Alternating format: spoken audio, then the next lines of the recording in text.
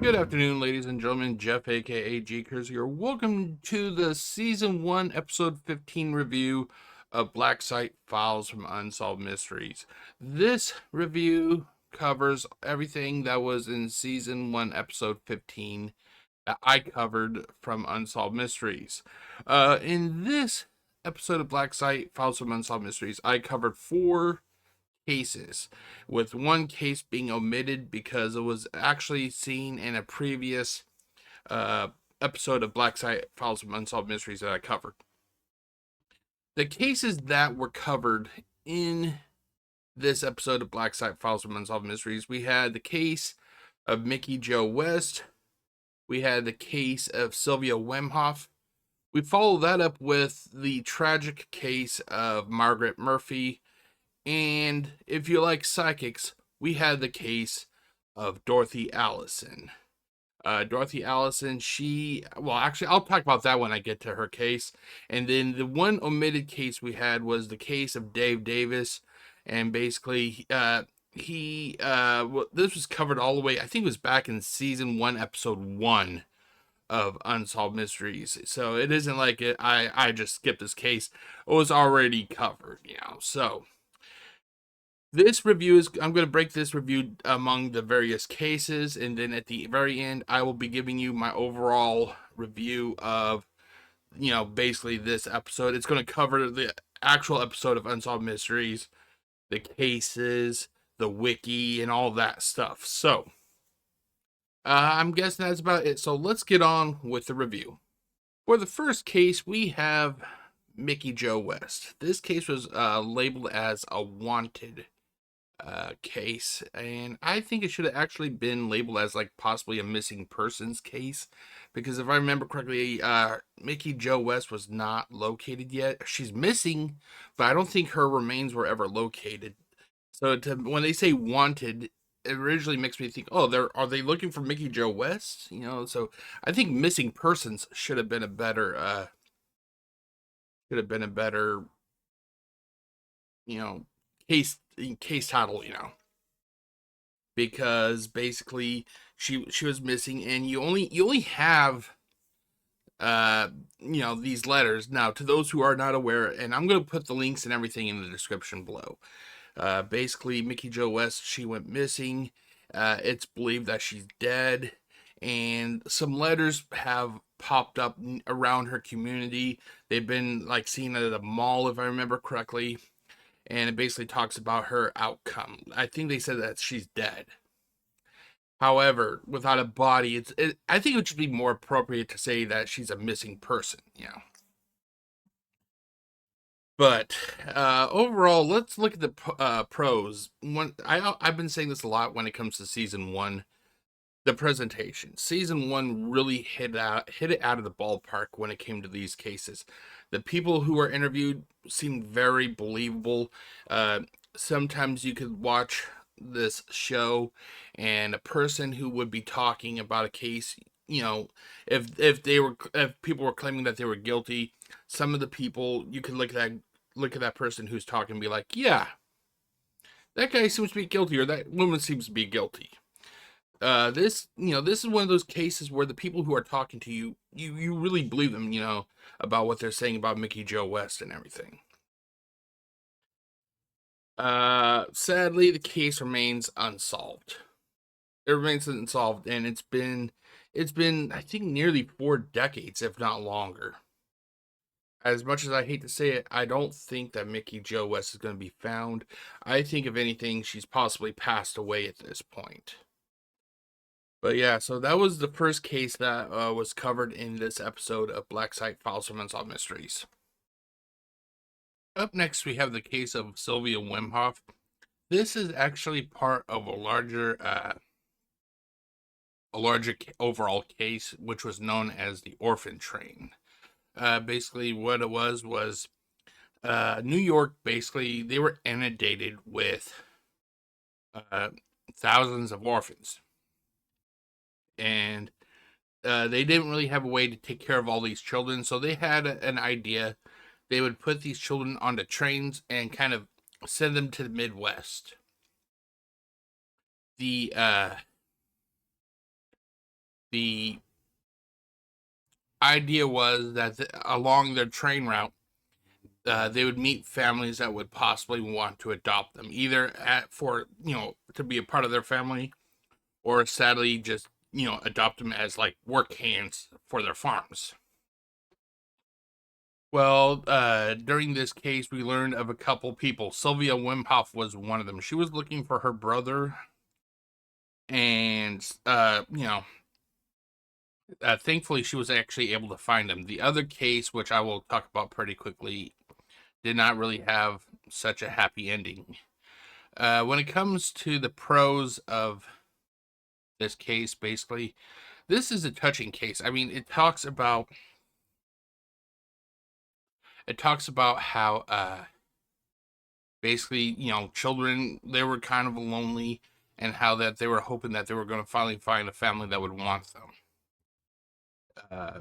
The presentation, you're going to hear a lot about this, especially with the first couple seasons of Unsolved Mysteries. So when I say presentation, from now on, it's basically going to be me talking about like the audio, video, storytelling, all that stuff.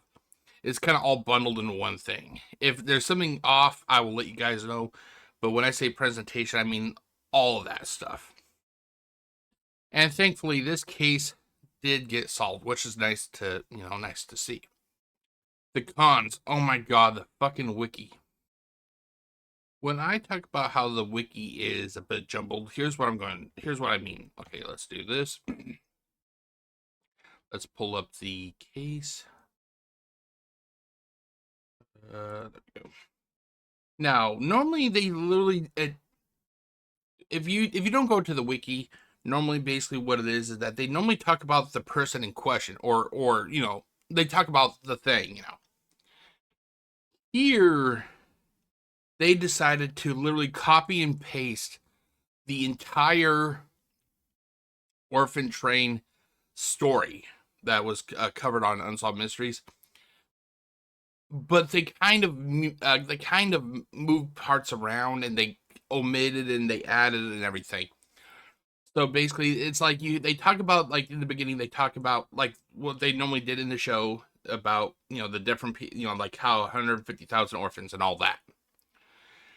Then it literally goes to talk. I think it talks about here. It talks about the Frances Murphy, which is the next case I'm going to cover, or that I'm going to review. After this portion. Then it talks about Sylvia Wemhoff. What they should have done was just focused on Sylvia Wemhoff itself, because this is a jumbled mess. I ended up covering both these cases, and a lot of the stuff I read here, I read twice. What they should have done was that they should have had an individual entry for the orphan trains. They should have had an entry that just talked about Sylvia Wemhoff and her brother, and then they should have also had an individual entry for Margaret Murphy, which where she was being looked for by her brother Francis Murphy.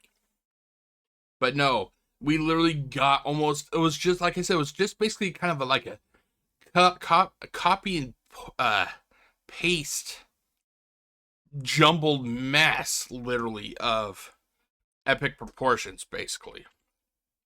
So it was just messy. They should have cleaned it up.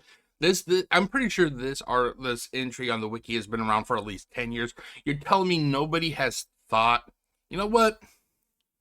Maybe we should just kind of streamline these individual cases for Sylvia Wemhoff and Francis Murphy. Let's streamline them. Let's just talk about them themselves and get rid of all the the general information about the orphan trains about that don't that talked about other people and other stuff.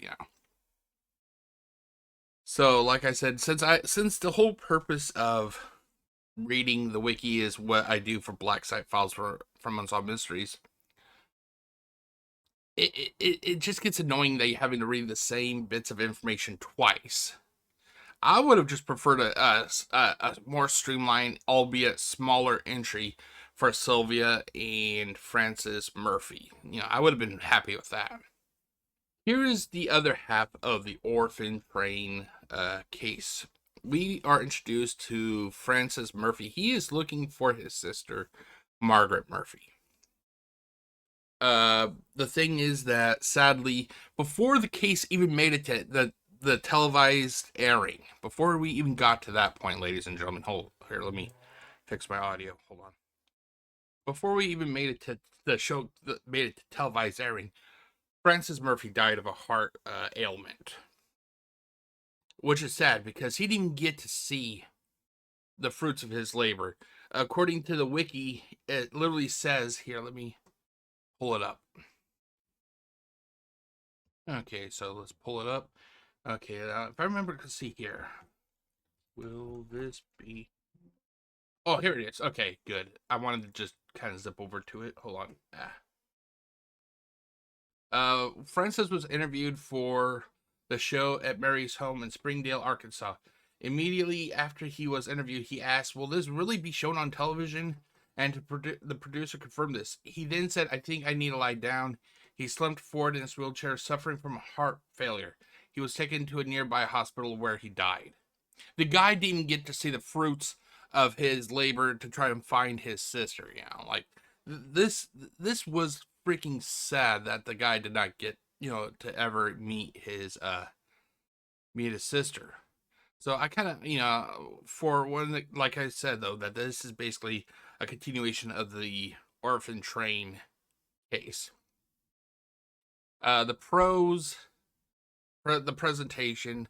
Francis Murphy, the guy clearly must not been feeling that well, but he continued to go through with this. He went through with this. He was hoping that he would find his sister.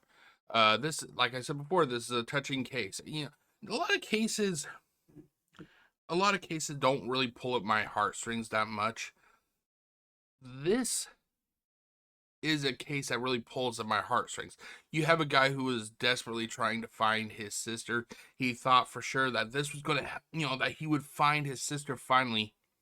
And then when it's confirmed that this will make it to television, the poor guy passed away. It's sad.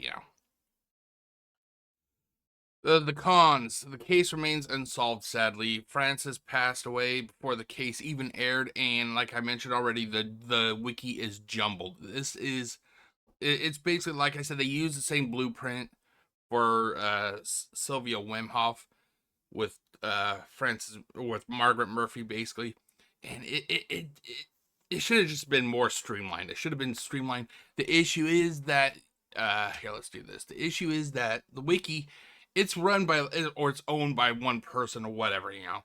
So even if you decide be like, hey, let's streamline this. Let's make this about Francis Murphy.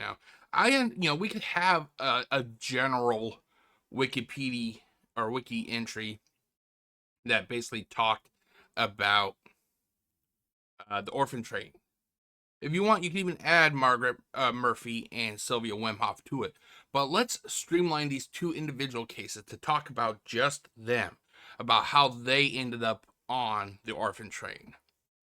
If I was to do something like that, like I said, people don't really know it, but these fandoms, these pages, even though you can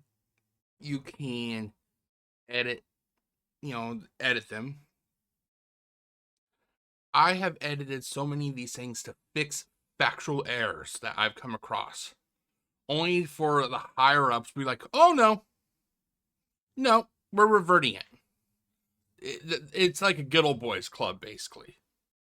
And the thing is, what you could edit would actually be factual. Like there have been times I have come across cases where the person's age, when the person's age would be, for example, let's just throw out a number. Let's say 45.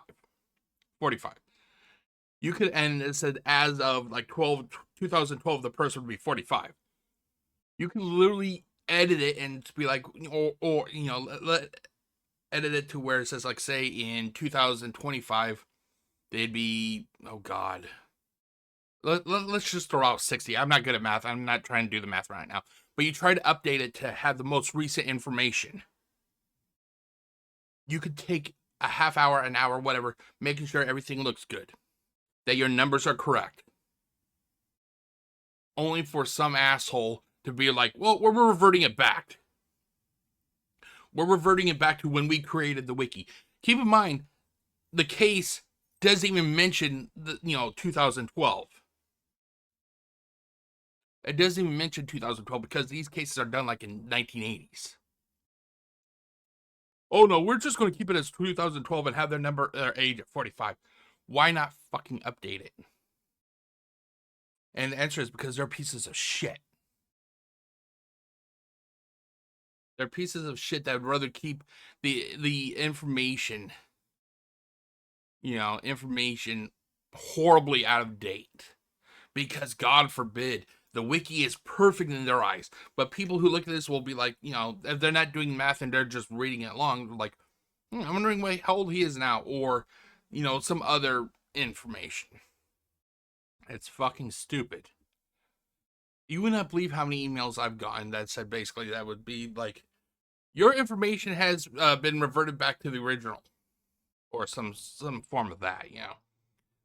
What upsets me is there will be times that I will add, like, say, a find a grave, for example. I will do a find a grave, like, say there'll be a profile that does not have find a grave. I will add find a grave. I will make sure that it's the correct find a grave. Hell, I even have a membership, well, not membership, but like a profile on find a grave because I go there so often. I will make sure everything is according to the rules that they say. I will post a link to find a grave only for a day or two for it to be deleted by the moderator or whatever the fucking correct term is. And then a couple days later, oh, here it is, and it's under the moderator's name.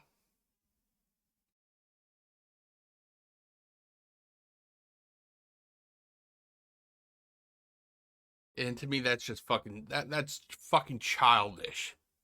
It's fucking childish, and that's what a lot of these fandoms are run by. They're run by fucking children.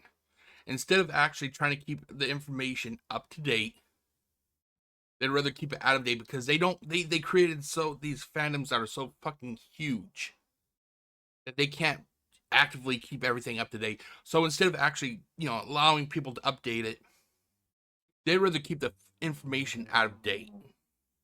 They're fucking childish. That's what they are. Okay, so but as I was saying, basically the wiki is jumbled. It's a jumble fucking mess, and they're never gonna fix it. Closing out the cases that were covered in Black Site Files from Unsolved Mysteries. Do you like paranormal cases? I hope that you do, because we have the case of Dorothy Allison. During her life, Dorothy Allison helped hundreds, if not thousands, of people locate missing loved ones, locate dead bodies. She helped numerous police departments. She was actually, what a lot of people consider her to be the real deal. However, even though there were many people that considered her to be the real deal, there are equally that same amount of people that considered her to be a fraud. Now, ultimately, it is up to you, the viewer, to determine if Dorothy Allison was a legitimate deal or if she was a fraud. Basically, like I said, her whole thing is she considered herself to be a psychic detective, and you will see in the via the link that I enclose in the description. Her track record was actually pretty good. Like she had some pretty good readings, I guess you could call them, when it came to finding people. When it came to the pros, finally we got a paranormal case. For some reason, I have to look through the records, but I really didn't cover that many paranormal cases so far in season 1. So it's nice to get a paranormal case every now and then. The presentation and Dorothy's track record also follow along as pros for this case. The cons is Dorothy's validity. I read in here. Let's actually do this, and then pull my camera up. There we go. Let's see here, Dorothy Allison. It Even though she has a track record, apparently, it is also believed that things may not have been totally legitimate. Stated that, like, say she, like, I think she said that Michael would be found in a river, but he was found in a pond, you know. So you really got to kind of look at this with a grain of salt. I would like to think that due to the fact that the that she helped so much, I like to think that some of her stuff is legitimate, but you also have to remember there's no real way to gauge how truthful these people are, you know. Okay, everybody, time for the final thoughts, I guess you could basically say. So let's start with the review. Here is the episode review summary. Basically, we had 4 cases. One of the cases was omitted, so we basically kind of had, well, there was a total of 5. One was omitted, so we had 4 cases.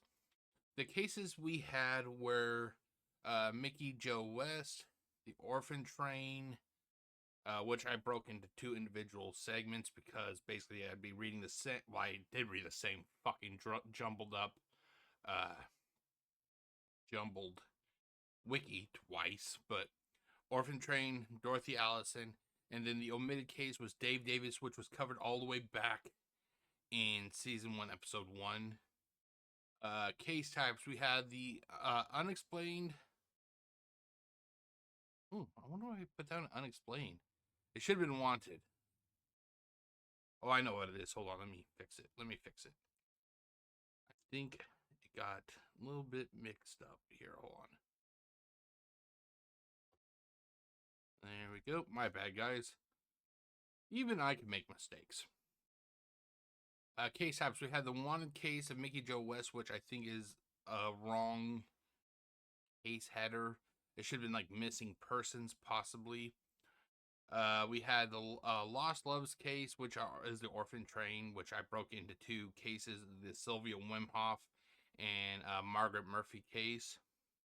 And then if you like the paranormal, which I hope that you do, because that's kind of like what Unsolved Mysteries at its core is about. It's about the paranormal. We have the unexplained, the psychic detective case of Dorothy Allison. When it came to the pros for this episode, basically season 1 continues to hit it out of the park for Unsolved Mysteries. I strongly suggest, if you want to watch Unsolved Mysteries on YouTube, which is the only real place you can watch it, you can watch it on other streaming services, but it's basically the same thing on YouTube. Season 1 continues to hit it out of the park. They're doing an awesome job. Orphan Train is a touching case. The paranormal case of oh god, I just had her name. Oh my god, Dorothy Allison. Sorry, Dorothy Allison, and then the Micky Joe West case. For the cons, we had the goddamn case update for Dave Davis. Now the thing is, hold on one second. Okay, sorry about that. So basically, the Dave, as I was talking about, Dave Davis case update. Here's my issue. When Unsolved Mysteries or other shows that had updates were on TV, because there's no internet, update cases or updates were a good thing. Because back when the Dave Davis case first came out, it was, it was months, if not years, before the update came out. I can understand that. However, I feel that the people who own Unsolved Mysteries treat the viewers like they're fucking idiots. They literally have the Dave Davis case. They have the Dave Davis case and the update all in one on the YouTube, on their the YouTube upload. Here, I'll even show you. Okay, so here, let's pull this up. Let's go to YouTube. This is the thing that just pisses me off. That they will have an update, even though it's exactly the same update that they already had, that they attached to the case. So hold on, let's go. Unsolved Mysteries Season 1, Episode. There we go. Okay, let's pull it up. Oh, hold on. Hold on, let me turn down this. And then let's see here. How can I do this? I'm just thinking. Okay, I gotta get my headset on. Give me 1 second. Okay, so through the magic of editing, I have my headset on. Let's do this. And I'm just gonna kind of fast forward it real quick to the case. Okay, Lost Loves. Okay, now keep in mind, like I said, if this was in the 1980s when this on television, the update we would not know the update right away because some of the updates did not happen for years. They literally had the time to here. Okay, hold on, let's just see here. Of an animal tranquilizer, as well as 2 injection marks, one on her. Okay, I'm just trying to see if do they have an update? Well, they have the update, but I'm looking for the little graphic that says update. Okay, update. Here we go. We broadcast Davis's story twice. Within days of our second broadcast, Dave Davis was captured. A viewer identified him as a man named Davis Meyer Bell, who was living on the tiny island chain of American Samoa, 2,000 miles. Okay, so basically, I'm just gonna leave it at that because the more I leave on, the more it puts my video at risk of being copyright claimed, and I'd have to go and try to edit it and all that shit. So basically, what they did was they took they took the case itself. They then edited in the update to. No, this is actually no. This is. Sorry, guys. I am so sorry. Hold on, let me because this is episode 15. I'm wanting episode 1 because that's. Wait, hold on. There it goes. Episode 1 is when the case first aired. Sorry, guys. My bad. My bad. Like I said, even I can make mistakes. Let's see here. Okay, let's. Okay.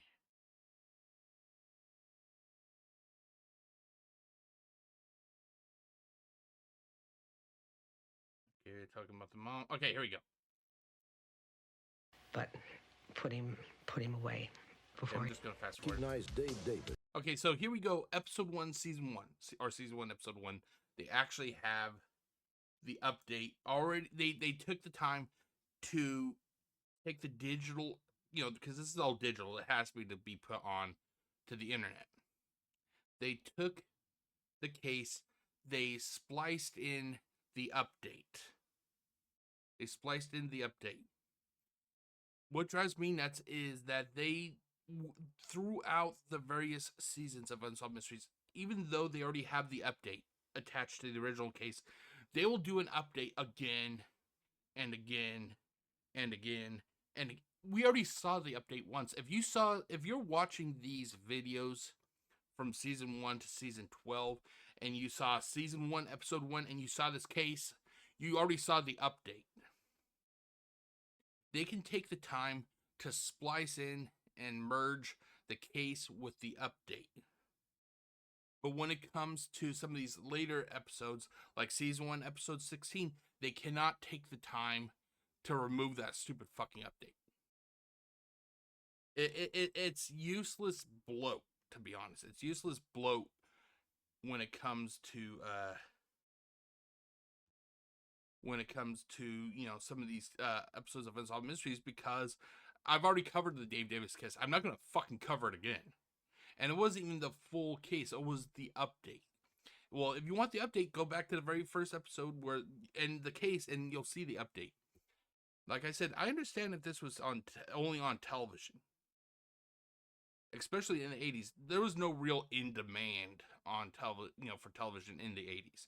So it was necessary to have updates.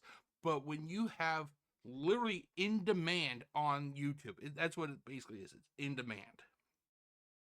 You can select what you want to watch. There is no reason to keep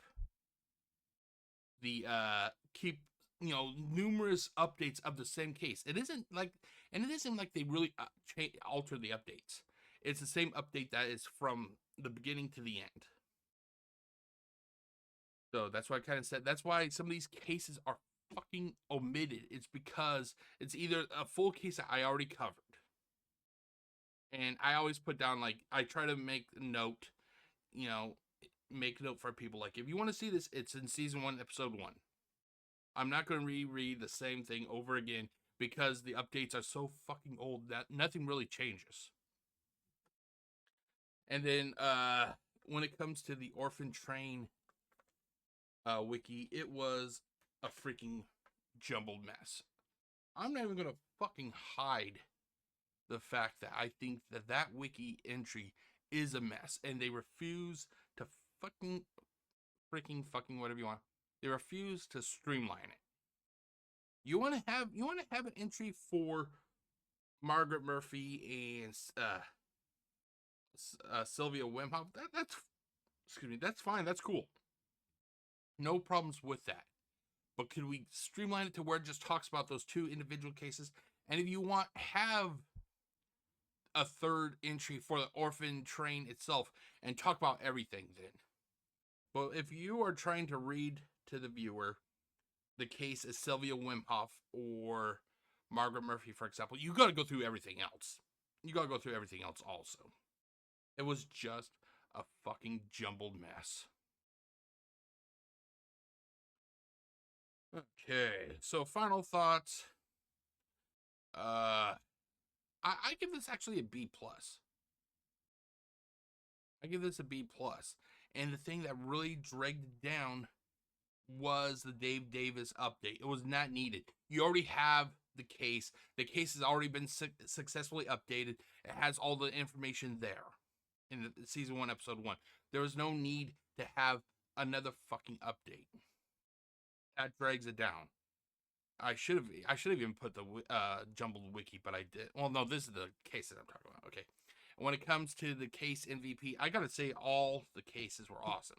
The cases that I covered, I should say. The Nikki Joe Smith case was awesome. The Orphan Train tugged at my heartstrings, and it's hard. It's hard for me to be like, oh, dude, that really, And then we had Dorothy Allison. Those are all great cases. If we did not have that stupid fucking Dave Davis update, this grade would have been an A. It would have been an A. But for some reason, they feel the need to attach updates to every case that has an update, and then they will also do an update of itself. It's like we already know that there's an update. We already seen it in season 1, episode 1. Yeah, but anyway, that is with that all out of the way, ladies and gentlemen. It is now time to look forward to season 1, episode 16 of Black Site Files from Unsolved Mysteries. And this is another one of those episodes of Unsolved Mysteries that were uploaded to YouTube that there are going to be some omitted cases. So basically, there are going to be, there's on the Unsolved Mysteries YouTube upload, there's a total of 6 cases. There's a total of 6 cases. However, some of them have already been covered, and I refuse to cover the same cases over and over again. I don't understand why they cannot edit out some of these cases that have already been covered. Like I said, if this was on television, it would be one thing. But this is fucking in demand. This is in demand. It's on YouTube. It's on various streaming platforms. Especially on YouTube, all you have to do, for example, Arthur Frankfurt, Unsolved Mysteries, Arthur Frankfurt, and it will give you a list of the episodes that he's in. There is no need to have him in multiple episodes. Just have him in that one episode and be done with it. So we're going to start off season 1, episode 16 with the death of Lester Garnier. Basically, he is a police officer that was found dead in his police vehicle, or not his police vehicle, in his personal vehicle. And the question is, why did he die? Up next, we have the tragic case of Kathy Hobbs. If I remember correctly, Kathy Hobbs is, or she was basically a teenager who I think she is partially psychic, to be honest. Now, I don't really believe in psychics that much, but when you hear this case I'm going to explain to you, you'll understand why I say that. Basically, she had a feeling she was going to die when she hit 16.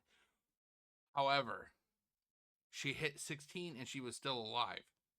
However, she ended up actually dying slightly after she turned 16. After that, we have the case of Jackie Harrington. I cannot recall anything about that case, so that's going to be kind of fresh for me. After that, we have I think it's an unexplained death of Angelo Desideri. I think he was a business owner, and he ended up running afoul of a bad person, if I remember correctly. We will find out when I do the case reading.